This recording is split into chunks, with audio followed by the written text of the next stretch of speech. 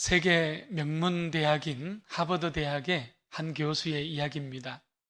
20년 동안 봉직했던 그 교수직을 어느 날 갑자기 내려놓고 이제 자신의 남은 모든 삶을 작은 정신 직체병동인 이 데이브레이크 공동체에 들어가서 연약한 지체들을 자원해서 섬기며 봉사자의 삶을 살아가고자 합니다. 하버드 대학의 교수라는 명예와 또 많은 보수를 거절하고 정신 지체인들을 찾아가서 그들의 용변을 보는 법을 가르치고 있습니다. 식사와 또 세수하기, 옷 갈아입기를 도우면서 자신의 삶을 살아갑니다. 여러분, 무엇이 이런 선택을 하도록 그를 이끌고 갔을까요? 이 교수는 세상의 명예와 부를 다 가져봤지만 내 영혼의 안식을 느끼지 못했다고 고백하며 나아갑니다. 나는 되도록 자신에게 정직하기로 결정했습니다. 모든 사람들이 내가 아주 잘하고 있다고 했지만 나의 성공이 나의 영혼을 위험에 빠뜨리고 있다고 말하는 나의 내면의 소리를 들었습니다.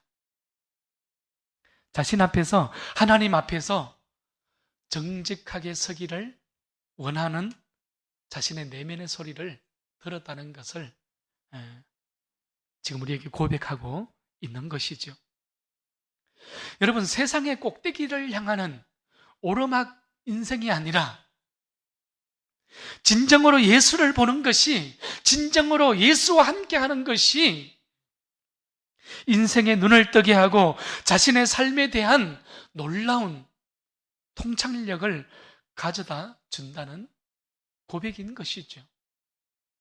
이 얼마나 자신을 향한 정직에, 그 정직으로부터 나오는 뜨거운 고백입니까? 이 얼마나 하나님을 향하여서 그 깊은 신뢰를 하나님 앞에 고백하고 있는 모습이지 않습니까? 오늘 거룩한 주일 예배의 자리에 나온 우리 모두가 자신에게 정직할 수 있기를 축복합니다. 여러분, 하나님 앞에 정직함으로 설 수 있기를 결정하는 우리 모두가 될 수 있기를 축원합니다. 여러분, 그러면 성령께서 역사하기 시작할 것입니다. 그러면 이제 내 삶 속에 말씀하시는 하나님의 그 음성이 들려올 것입니다. 이런 놀라운 은혜가 우리에게 충만하기를 축원합니다. 오늘 우리는 나의 바라바는 무엇인가? 나의 바라바는 무엇인가라는 하나님의 말씀 앞에 서고자 합니다. 누가복음 23장 말씀에 의하면 이 빌라도는요, 예수님이 죄가 없는 분이라는 사실을 4절에서 그리고 또 14절에서 22절에서 무려 3차례나 발견을 하며 언급하고 있습니다. 예수님의 죄 없음, 여러분, 이것을 헤롯도 알았다고 누가는 오늘 15절 말씀에서 헤롯이 또한 그렇게 하였다고 우리에게 기록해주고 있는 것도 우리는 찾아보게 됩니다. 예수님이 빌라도와 헤롯에게 연이어 재판을 받고 있어요. 여러분, 이러한 사실은 누가복음에만 나오는 특수 자료라는 것도 우리는 찾아볼 수 있게 되는 것이지요. 성경을 보게 되면 예수님을 죽음의 십자가로 내어주는 일에 있어서 바리새인과 제사장들, 그리고 서기관과 심지어 예수님의 제자였던 유다, 그리고 오늘 본문에 나오는 헤롯과 빌라도가 합세하고 있는 그런 모습을 우리는 보게 됩니다. 악의 연대입니다. 음모와 이기적인 욕심이 사악한 동맹을 맺고 있는 그런 장면이기도 합니다. 빌라도는 자신의 입으로 예수님께서 죄 없음을 무려 3번이나 단언했음에도 불구하고 공정한 법 집행에 있어서는 두려워하고 있지요. 여러분, 무슨 말입니까? 우리는 믿음의 삶을 살아가면서 우리의 믿음은 아는 것에 머물러 있어서는 안 된다는 것을 말씀하고 있는 거예요. 아는 것만큼 행동이 따라야 한다는 것입니다. 여러분, 그러나 빌라도는 어떠했습니까? 예수님의 무죄를 알았지만 자신의 권력 유지를 위하여서 자신의 욕망에 굴복하고 마는 그런 빌라도의 모습이 오늘 본문에 나타나고 있는 거예요. 무엇이 진리인지, 무엇이 진리에 맞는 정의인지 빌라도는 알고 있었습니다.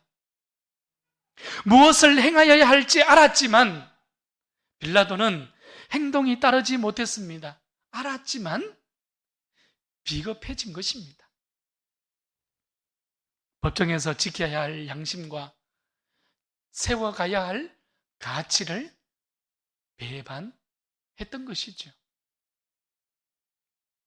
빌라도는 자신의 권력을 지키기 위하여서 죄 없으신 예수님을 십자가에 내어 주었습니다. 자신이 살고자 예수를 죽인 것이죠. 그래서 빌라도는 사도신경 신앙 고백이지요. 본디오 빌라도에게 고난을 받아 십자가에 못 박혀 죽으시고 무려 2000년의 세월이 지나고 있는 오늘에도 빌라도는 정죄받고 있는 것입니다.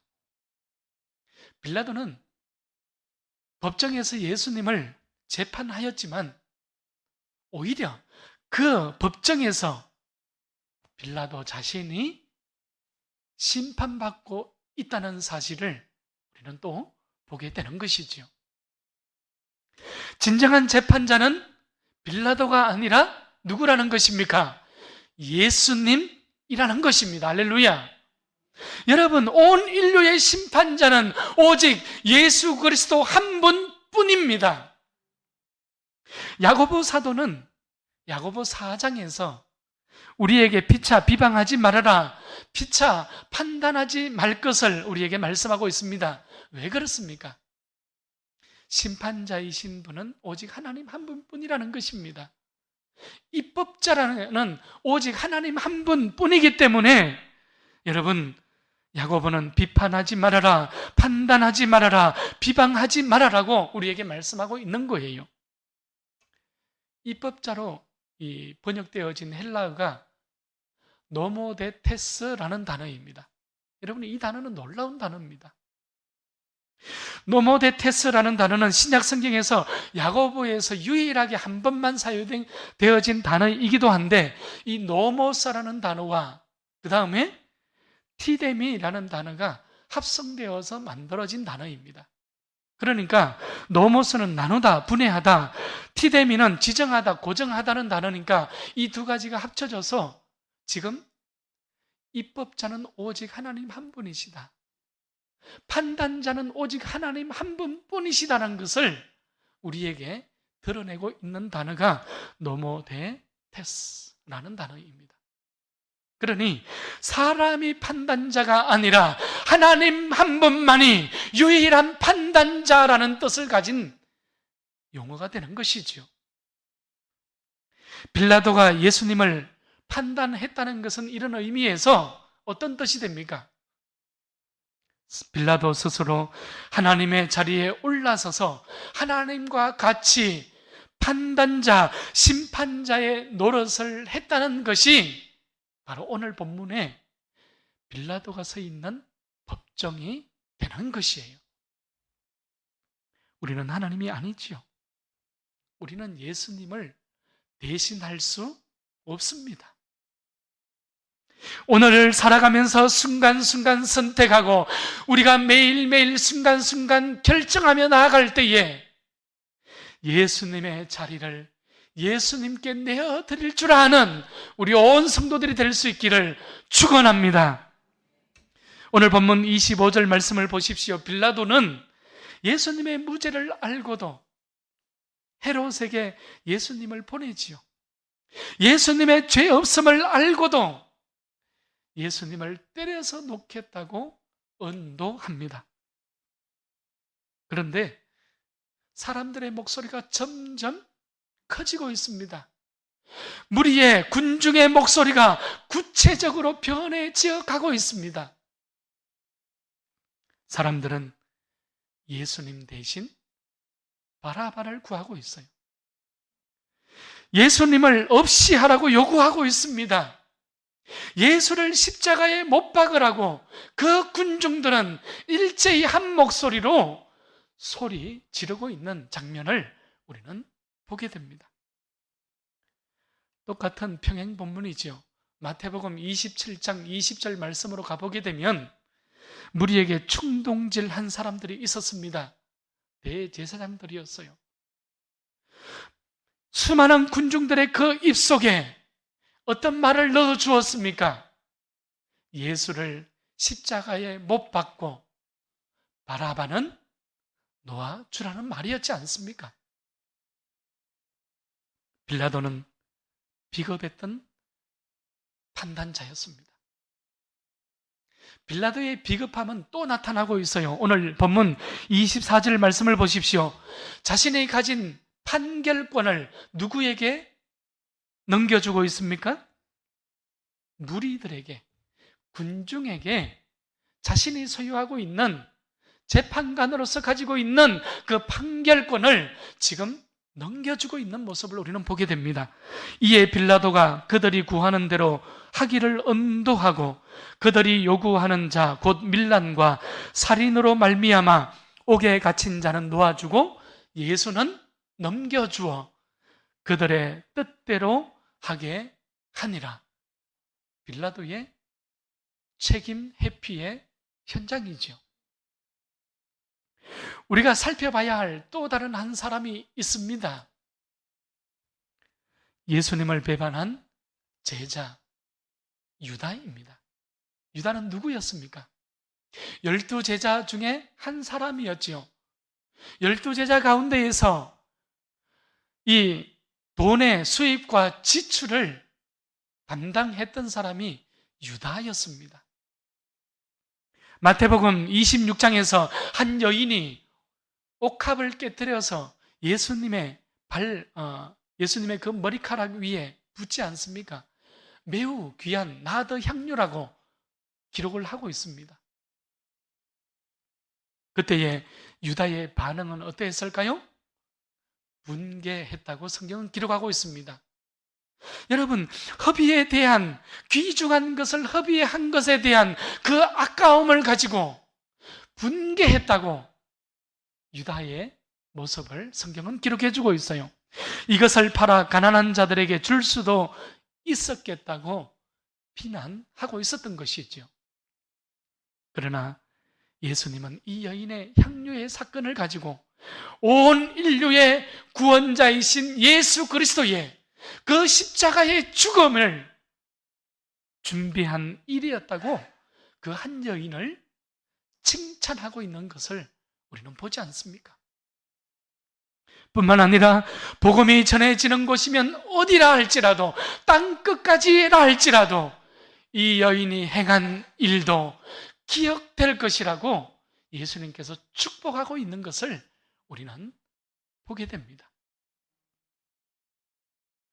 베다니 향유 사건 직후에 유다는 대제사장을 찾아가서 이제 예수님을 넘겨줄 기회를 찾기 시작하지요. 결국 30개의 서성을 팔아 넘겼습니다. 여러분, 당시 30개는 노예 한 사람의 가격이었거든요.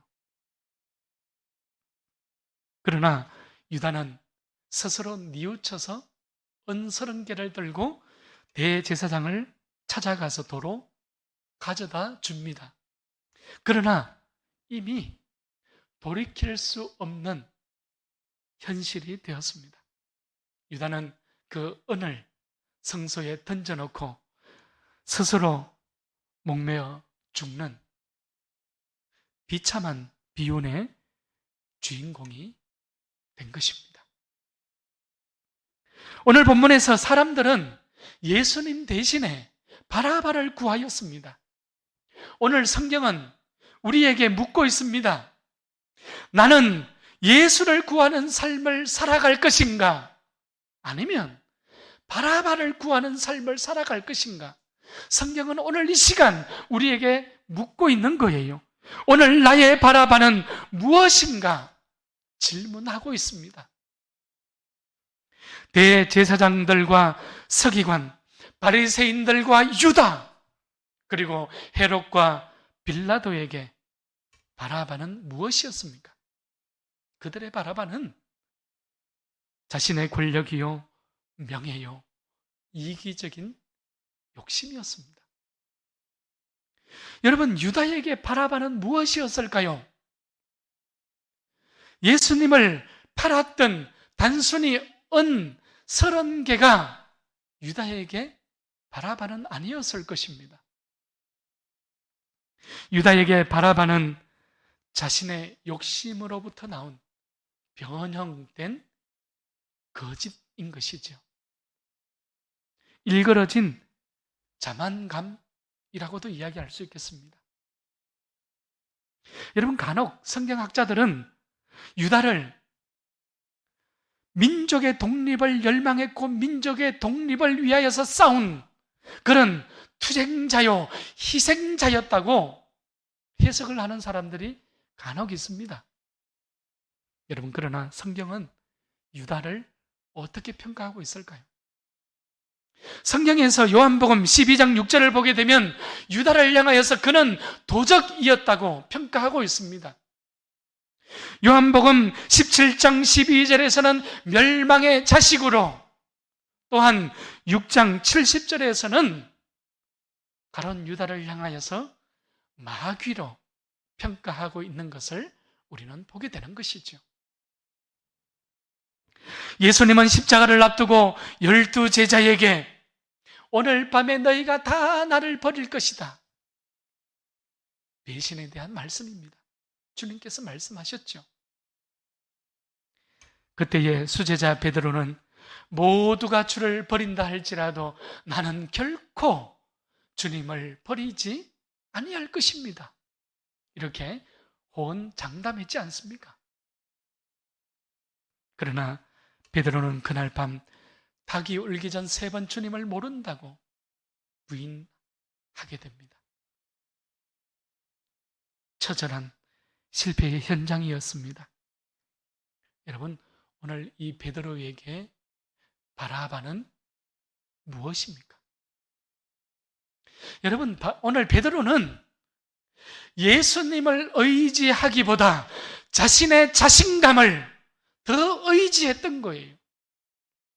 여러분, 베드로는 예수님이 아닌 자신의 자만감을 가지고 나는 결단코 예수님을 떠나지 않을 것이라고 호언장담했던 것을 우리는 잊지 말아야 합니다. 그러니 베드로에게는 자신의 자신감이, 자신의 자만감이 오늘 바라바가 되었던 것이죠. 예수님께서는 이런 베드로에게 다시 찾아오셨습니다. 그리고 3번이나 반복해서 물으셨지요. 내가 나를 사랑하느냐? 여러분, 이 질문은 기독교의 가장 핵심적인, 가장 핵심된 질문입니다. 내 신앙의 가장 중심에 두어야 할 보석과 같은 질문입니다. 내가 나를 사랑하느냐? 성도는 세상에서 적절하게 타협하며 살아가는 존재가 아니잖아요. 여러분, 적절하지 않음에도 이 세상 한가운데에서 세상이 줄 수 없고 세상이 알 수 없는 진정한 자신감을 가지고 살아가는 존재가 바로 성도지 않습니까? 이런 자신감, 이런 자존감은 앞서 말하였던 한 교수처럼 명예나 돈으로부터 주어지는 것이 아니었습니다. 베드로처럼 자만감이 주는 것이 아니었잖아요. 유다처럼 변형된 거짓됨으로 가져다 주는 것도 아니었습니다. 다만 내가 주님을 사랑하고 있는가? 여러분, 이 단순한 그 질문으로부터 시작되어진다는 사실을 우리는 기억하고 기억할 수 있어야 합니다. 여러분, 이 시간 나의 바라바는 무엇입니까? 빌라도의 내면 깊숙이 감춰져 있었던 바라바는 권력에 집착하는 명예와 이기적인 욕심이었죠. 세상적인 경험으로부터 주어지는 자만감이었습니다. 그래서 나 자신에게 정직하지 못한 것이었습니다. 하나님 앞에서 정직하게 서지 못하였던 것이지요. 그래서 오늘 우리도 예수의 십자가 앞에서 예수님을 구하는 것이 아니라 예수는 십자가에 못 박고 바라바를 놓아달라고 외치고 있지는 않는지 우리 자신의 삶을, 우리의 신앙을 우리는 다시금 돌아보게 되는 것입니다. 말씀을 정리합니다. 오늘 우리가 십자가 앞에서 꼭 기억해야 할 것이 있어요. 여러분, 십자가는 나의 죄가 예수님께로 전가되어진 현장이라는 사실입니다. 여러분, 전가되었다는 것은 내 죄의 책임을 누구에게 떠맡겼다는 것입니까? 내 죄의 책임을 예수님께 넘겨서 뒤집어 씌웠다는 것이 전가라는 의미입니다. 여러분, 그래서 십자가는 내가 세상을 향하여 못 박히고 내가 죄에 대하여 죽고 내가 예수님께 그 죄에 대한 책임을 뒤집어 씌운 현장이 십자가의 현장이 되는 것입니다. 또한 마찬가지로 예수님께서 나를 향하여 대신 죽으심으로써 예수의 그 의가 나에게, 저주의 삶을 살아가는 나에게 전가되어진 바로 그 표적이요, 의의 바로 그 상징이요, 바로 그 하나님의 생명의 역사가 이곳 가운데에서 시작되어지는 증표가 십자가입니다. 여러분, 예수님은 오늘 우리에게 얼마나 많은 업적을 낳았느냐고 우리에게 묻고 계시지 않습니다. 예수님은 내가 얼마나 존경받고 있느냐고 묻지 않으셔요. 예수님은 얼마나 좋은 결과를 낳고 살아가느냐고 우리에게 묻고 계시지 않습니다.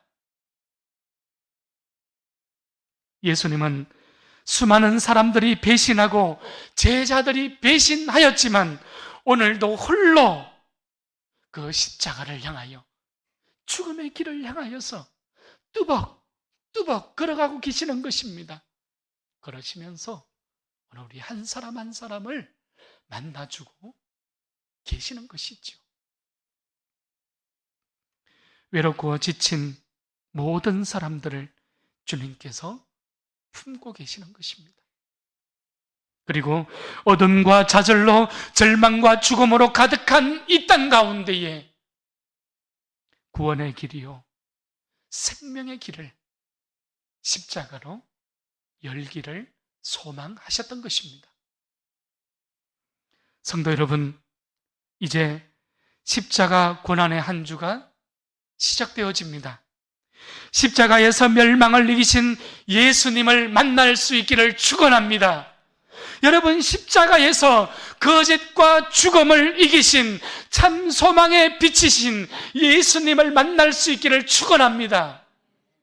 이제 다시 하나님 앞으로 돌아가십시다. 세상의 헛된 가치를 붙잡고 또한 세상의 신기류와 같은 그러한 것들을 잡고 살아가는 어리석은 인생이 아니라 오직 말씀 앞으로, 오직 예수의 십자가 앞으로 다시 나를 돌이켜 세워서 회복의 길을 걸어갈 수 있기를 바랍니다. 그래서 우리 모두가 이 시대에 희망이 되어질 수 있기를 축복합니다. 그래서 예수를 안다는 것은 십자가의 예수님을 사랑한다는 것과 다르지 않다는 것을 기억하셔서 오늘 이 마지막 때에 믿음으로 일어나서 넉넉히 승리하는 우리 모두의 삶, 우리 넓은 교회가 될 수 있기를 축원합니다.